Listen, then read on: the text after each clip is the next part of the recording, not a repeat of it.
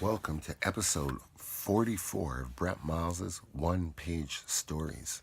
Today's words are hospital, visualize, defer, mattress, interface, skyline, experiment, interpret, beaker, zap. Picking up a hitchhiker. He finally awoke in the hospital. They had to zap him like 10 to 20 times. He had soaked his mattress in sweat.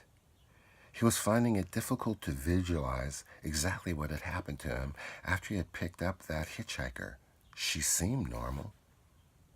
That is, until she stated that he needed to defer the interface to interpret the skyline. He knew he was in for it then. She went on with this fantastic story about how she just escaped out of the basement of a laboratory where she said they tortured her. She cried, "They didn't do experiments on me. I was the experiment. I am the experiment. Experiment."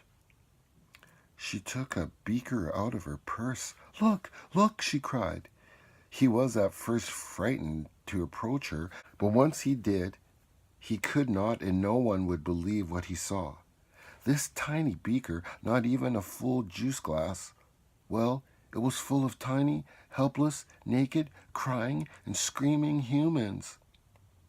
"You need to defer the interface to interrupt the skyline.